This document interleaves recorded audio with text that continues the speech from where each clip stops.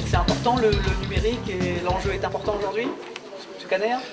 Pour nous, par exemple, sur les 200 collèges publics, faire accéder l'ensemble des jeunes, les 95 000 collégiens qui fréquentent nos collèges au numérique, c'est un enjeu majeur de lutte contre la fracture, de lutte contre l'injustice. Permettre à chacun d'accéder au savoir le plus moderne qui soit, c'est l'objectif aussi de ce grand plan que nous avons décidé à Troyes il y a maintenant quelques semaines et que nous allons mettre en œuvre en moins de 10 ans dans cette région.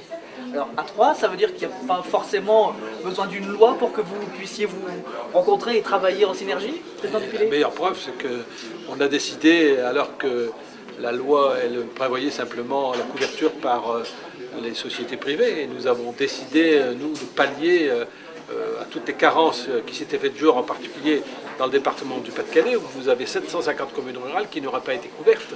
Et donc, vous imaginez que si on avait attendu une loi, ou même simplement l'élection présidentielle pour prendre des décisions, on pouvait attendre que les gouvernements se mettent en place. Donc on a décidé, il y a déjà quelques mois, évidemment il a fallu qu'on y travaille, je trouve que cette décision est très bien pour le département du Pas-de-Calais, et pas seulement pour nos collèges, comme dans le département du Nord, mais aussi pour beaucoup de points sur lesquels nous allons améliorer les performances, en particulier en matière de transport.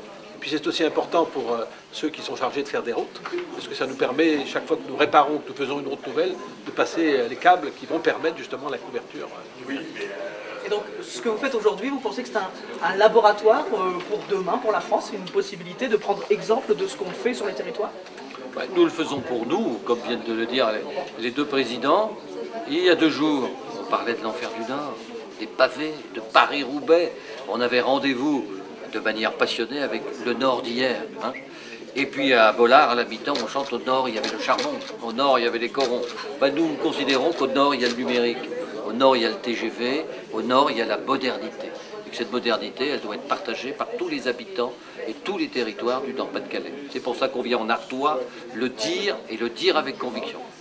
Et si demain, il devait y avoir une autre impulsion, vous pensez que ce serait bénéfique pour les territoires? Une impulsion à gauche?